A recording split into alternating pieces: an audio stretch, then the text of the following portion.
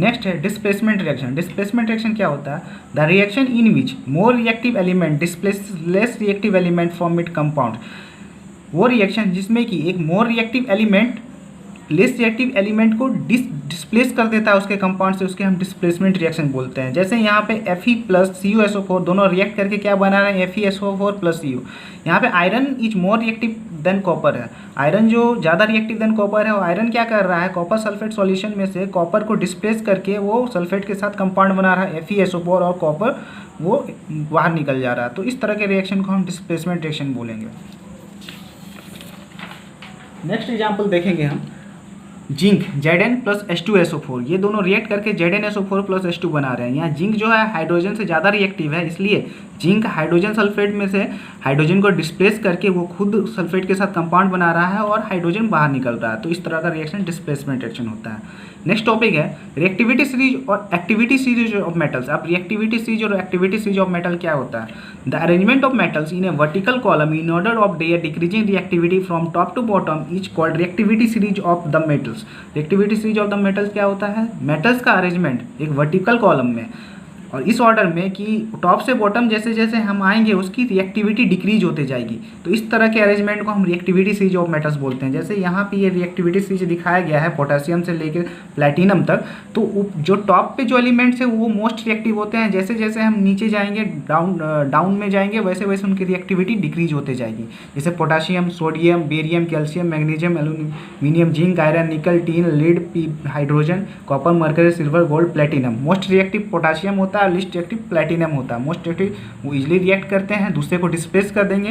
Least reactive वो ज़्यादा react नहीं कर पाते हैं, वो किसी अदर को डिस्प्लेस नहीं कर पाएंगे। जैसे एग्जांपल में पोटेशियम जो है सोडियम से टॉप पे है, मतलब ये मोर रिएक्टिव देन सोडियम है। तो पोटेशियम और अगर सोडियम का कोई कंपाउंड के साथ रिएक्शन होगा तो पोटेशियम सोडियम को डिस्प्लेस करके वो कंपाउंड बना लेगा और सोडियम बाहर निकल जाएगा। लेकिन अगर जैसे एग्जांपल में जिंक का कोई कंपाउंड है, जिंक सल्फेट है, और हाइड्रोजन है या कोई भी नीचे के कोई भी एलिमेंट्स है, और अगर उनके साथ रिएक्शन करवाने की कोशिश करें तो जिंक के कंपाउंड के साथ नीचे के कोई भी एलिमेंट रिएक्ट नहीं कर पाएंगे, क्योंकि वो लेस रिएक्टिव होते हैं जिंक से, वो इसको डिस्प्लेस नहीं कर पाएंगे उसके कंपाउंड से। ओके,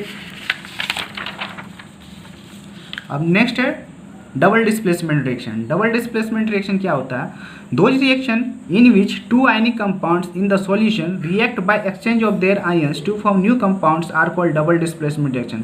वो रिएक्शन जिसमें कि दो आयनिक कंपाउंड सॉल्यूशन में रिएक्ट करते हैं अपने आयंस को एक्सचेंज करके और एक नया कंपाउंड बनाते हैं, उनको हम डबल डिस्प्लेसमेंट रिएक्शन कहते हैं, नए कंपाउंड्स बनाते हैं। जैसे एग्जाम्पल के थ्रू इसको समझेंगे। सोडियम सल्फेट Na2SO4 और दूसरा कंपाउंड है BaCl2 बेरियम क्लोराइड, दोनों रिएक्ट किए, दोनों ने अपने आयंस को एक्सचेंज कर लिया। क्या बना रहे हैं? बेरियम सल्फेट बना रहे हैं, BaSO4 NaCl। यहाँ बेरियम क्लोरीन के साथ कंपाउंड बनाया हुआ था, बट प्रोडक्ट साइड में बेरियम सल्फेट के साथ और सोडियम यहाँ पे सल्फेट के साथ था, बट प्रोडक्ट साइड में सोडियम और क्लोरीन ने साथ मिलकर कंपाउंड बनाया। तो इन्होंने अपने आयंस को एक्सचेंज कर लिया और कंपाउंड फॉर्मेशन किया इन्होंने। अब यहाँ पे हमें एक चीज़ दिख रहा है कि यहाँ पे एक्वस सॉल्यूशन है सोडियम सल्फेट का, बेरियम क्लोराइड का भी एक्वस सॉल्यूशन है, सोडियम क्लोराइड का भी एक्वस सॉल्यूशन है, लेकिन बेरियम सल्फेट का यहाँ पे S सॉलिड लिखा हुआ है। तो ये एक प्रेसिपिटेट है। जब भी दो रिएक्शन होता है, दो लिक्विड रिएक्शन होता है, तो जो फॉर्मेशन होता है एक ऐसा सॉलिड का जो कि इंसॉल्युबल होता है उस सॉल्यूशन में, तो उसे हम प्रेसिपिटेट बोलते हैं। तो प्रेसिपिटेट क्या होता है? It is an insoluble solid that emerge from a liquid solution. एक लिक्विड सॉल्यूशन से जो इंसॉल्युबल सॉलिड इमर्ज होता है उसे हम प्रेसिपिटेट बोलते हैं। नेक्स्ट है हमारा oxidation and reduction reaction. Oxidation and reduction reaction क्या होता है देखेंगे। Oxidation it defined as a process which involves gain of oxygen and loss of hydrogen. ये एक ऐसा प्रोसेस है जिसमें कि ऑक्सीजन का गेन होता है और हाइड्रोजन का लॉस होता है। ऑक्सीडेशन में ऑक्सीजन का गेन होता है, हाइड्रोजन का लॉस होता है। रिडक्शन में क्या होता है? एक ऐसा प्रोसेस है जिसमें हाइड्रोजन का गेन होता है, ऑक्सीजन का लॉस होता है। एग्जांपल के थ्रू समझेंगे। यहाँ पे कॉपर है, ऑक्सीजन है, दोनों रिएक्ट करके कॉपर ऑक्साइड बना रहे हैं। तो यहाँ पे कॉपर के साथ ऑक्सीजन का गेन हुआ, ये कॉपर ऑक्साइड बनाया, तो क्या ही ऑक्सीडेशन हो रहा है यहाँ पे। सेकेंड एग्जाम्पल देखेंगे। कॉपर ऑक्साइड है और ये वाटर के साथ रिएक्ट करके क्या बना रहा है? कॉपर अलग निकल गया और वाटर H2 के साथ रिएक्ट करके बना, कॉपर ऑक्साइड H2 के साथ रिएक्ट कर रहा है, कॉपर अलग निकल गया और ये वाटर H2 ने कॉपर को यहाँ से डिस्प्लेस किया और ऑक्सीजन के साथ कंपाउंड बना लिया H2O। तो यहाँ से हम क्लियरली देख रहे हैं कि हाइड्रोजन जो है यहाँ पे H2 था, इसके साथ ऑक्सीजन का गेन हुआ है। तो यहाँ पे गेन हुआ और H2O बना, तो ये क्या हो रहा है, ऑक्सीडेशन हो रहा है, H2 का H2O में ऑक्सीडेशन हो रहा है। बट यहाँ पे कॉपर ऑक्साइड था, बट यहाँ पे प्रोडक्ट साइड में सिर्फ कॉपर है, मतलब यहाँ पे रिमूव हो रहा है, इस कंपाउंड से ऑक्सीजन रिमूव हो रहा है, तो ये क्या हो रहा है, यहाँ पे रिडक्शन हो रहा है। तो जब भी कोई भी केमिकल रिएक्शन में ऑक्सीडेशन और रिडक्शन साथ में होते हैं, उसे हम रेडॉक्स रिएक्शन कहते हैं। नेक्स्ट है ऑक्सीडाइजिंग एंड रिड्यूसिंग एजेंट। अब इसको देखेंगे क्या होता है oxidising reducing agent. Oxidising agent क्या होता है, it is a substance which gives oxygen और गेंस हाइड्रोजन। एक ऐसा सब्सटेंस होता है जो कि ऑक्सीजन को डोनेट करता है और हाइड्रोजन को गेन करता है, उसको हम ऑक्सीडाइजिंग एजेंट बोलते हैं। ठीक है, इसको कैसे समझेंगे हम लोग, यहाँ पे ऑक्सीजन इसके साथ अटैच था कॉपर ऑक्साइड के साथ, तो कॉपर ऑक्साइड ने क्या किया, अपना ऑक्सीजन को डोनेट किया, किसको दिया, H2 को दिया और H2O के साथ ऑक्सीजन मिलकर H2O कंपाउंड बना यहाँ पे। तो यहाँ पे कॉपर ऑक्साइड ने अपने ऑक्सीजन को क्या किया, डोनेट कर दिया, तो ये क्या है, ऑक्सीडाइजिंग एजेंट है। और एक इंपॉर्टेंट चीज़, जो सब्सटेंस के साथ रिडक्शन होता है वही ऑक्सीडाइजिंग एजेंट है। यहाँ पे कॉपर ऑक्साइड का रिडक्शन हो रहा है कॉपर में, तो ये क्या है, ऑक्सीडाइजिंग एजेंट है। जिसका रिडक्शन होता है ऑक्सीडाइजिंग एजेंट है। ओके, अब होता है रिड्यूसिंग एजेंट। रिड्यूसिंग एजेंट क्या होता है, it is a substance which gives hydrogen. ये एक सब्सटेंस है जो कि हाइड्रोजन प्रोवाइड करता है, वो हाइड्रोजन डोनेट करता है, हाइड्रोजन डोनेट करता है और ऑक्सीजन को गेन करता है। जस्ट अपोजिट है, ऑक्सीडाइजिंग एजेंट से अपोजिट है रिड्यूसिंग एजेंट। इसको एग्जांपल के थ्रू यहाँ पे समझते हैं। जैसे यहाँ पे H2 था, हाइड्रोजन, इसने क्या किया कि ऑक्सीजन को गेन कर रहा है। ये पहले H2 था और ये प्रोडक्ट साइड में ऑक्सीजन को गेन करके H2O कंपाउंड बना रहा है। तो ये गेन कर रहा है, ऑक्सीजन को गेन करने का मतलब क्या है, वो रिड्यूसिंग एजेंट है। ओके, जो भी कंपाउंड के साथ ऑक्सीडेशन होता है वो रिड्यूसिंग एजेंट होता है, जो कंपाउंड के साथ रिडक्शन होता है वो ऑक्सीडाइजिंग एजेंट होता है, जस्ट अपोजिट है। अब हम नेक्स्ट देखेंगे affect of oxidation in daily life. Oxidation का डेली लाइफ में क्या अफेक्ट होता है, पहला पॉइंट है कोरोजन। कोरोजन क्या होता है, when a metal is expose to substance such is moisture, air, water, acid, etc for some time, a layer of oxide is found which weakens the metal, hence metal is said to be corrode. जब भी एक metal को हम expose करते हैं moisture में, air में, water, acid में कुछ समय के लिए, तो एक उसके सरफेस पे एक ऑक्साइड लेयर का परत बैठता है जो कि उस मेटल को वीकेंस कर देता है, कमज़ोर कर देता है, तो हम उसे कहते हैं कि मेटल कोरोड हो चुका है। जैसे एग्जांपल में रस्टिंग ऑफ आयरन, आयरन का जंग लगना एक कोरोजन का एग्जांपल है। जैसे आयरन है, एयर से उसको ऑक्सीजन मिलता है, मॉइस्चर, ये मॉइस्चर है, मॉइस्चर का फॉर्मूला H2O।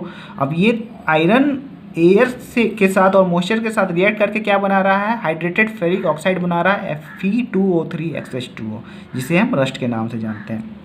नेक्स्ट एग्जांपल देखेंगे black coating of silver. Silver का ब्लैक कोटिंग क्यों होता है, कैसे होता है। जैसे सिल्वर है वो हाइड्रोजन सल्फाइड के साथ रिएक्ट करके सिल्वर सल्फाइड बनाता है जो कि ब्लैक कलर का रहता है और हाइड्रोजन के इन्वॉल्व होता है। ओके, नेक्स्ट एग्जांपल है green coating of copper. Copper में जो ग्रीन कोटिंग होते हैं वो भी एक कोरोजन है। जैसे कॉपर है और उसे मॉइस्ट एयर से कार्बन डाइऑक्साइड मिलता है, ऑक्सीजन गैस मिलता है, हाइड्रोजन ऑक्साइड मिलता है, वाटर मिलता है, तो वो तीनों के साथ इनके साथ रिएक्ट करके वो बना देता है बेसिक कॉपर कार्बोनेट बना लेता है, जिसका फॉर्मूला है CuCO3COH जो कि ग्रीन कलर की होती है। ओके, नेक्स्ट पॉइंट है रेंसिडिटी। रेंसिडिटी क्या है, the oxidation of fats and oils in a food when exposed to air resulting into a bad smell and bad taste is called rancidity. Fats और oils का, food में जो fats and oils होते हैं उसका oxidation होना, जब हम उन्हें एयर में एक्सपोज करते हैं, और ऑक्सीडेशन होने से क्या होता है, उनका बेड स्मेल आता है उस फूड से और बेड टेस्ट आता है, तो इस प्रोसेस को रेंसिडिटी बोलते हैं। रेंसिडिटी को प्रिवेंट करने के लिए हम कुछ मेथड्स यूज कर सकते हैं, जिसमें से कि हम एंटीऑक्सीडेंट्स को ऐड कर सकते हैं, वैक्यूम पैकिंग कर सकते हैं, पूरा एयर को इवैक्यूएट करके फिर उसको पैक कर सकते हैं, replacing air by nitrogen, air को नाइट्रोजन से रिप्लेस कर सकते हैं, refrigeration of the food stuff को रेफ्रिजरेशन कर सकते हैं, रेफ्रिजरेट कर सकते हैं और उसका ऑक्सीडेशन प्रोसेस को स्लो कर सकते हैं। अब लास्ट टॉपिक है इसमें chemical reaction also classify on the basis of temperature. Chemical reaction को टेम्परेचर के बेसिस पे भी डिफाइन किया गया है, क्लासीफाई किया गया है। जैसे पहला है exothermic reaction, reaction in which heat is released along with formation of product called exothermic reaction. एक ऐसा रिएक्शन जिसमें कि हीट रिलीज होता है और प्रोडक्ट का फॉर्मेशन होता है उसको हम एक्सोथर्मिक रिएक्शन बोलते हैं। Example burning of natural gas, यहाँ पे देखेंगे ये नेचुरल गैस CH4 ऑक्सीजन के साथ जब इसको बर्न किया गया एयर में तो ये कार्बन डाइऑक्साइड, वाटर और प्लस यहाँ पे हीट रिलीज हो रहा है, तो ये एक्सोथर्मिक रिएक्शन है। एंडोथर्मिक रिएक्शन क्या होता है? The reaction in which heat is absorbed are called endothermic reaction. वो रिएक्शन जिसमें कि हीट एब्जॉर्ब होता है, हीट की ज़रूरत पड़ती है कोई भी रिएक्शन में, तो उसको हम एंडोथर्मिक रिएक्शन बोलते हैं। जैसे लाइमस्टोन है, कैल्शियम कार्बोनेट, इसको हीट करेंगे तो ये किस में कन्वर्ट होगा? कैल्शियम ऑक्साइड, जिसको क्विकलाइम के नाम से भी जाना जाता है, प्लस कार्बन डाइऑक्साइड। ओके, ये टॉपिक ख़त्म हो गया। इसका PDF मैंने डिस्क्रिप्शन बॉक्स में दिया है, वहाँ से डाउनलोड कर सकते हैं।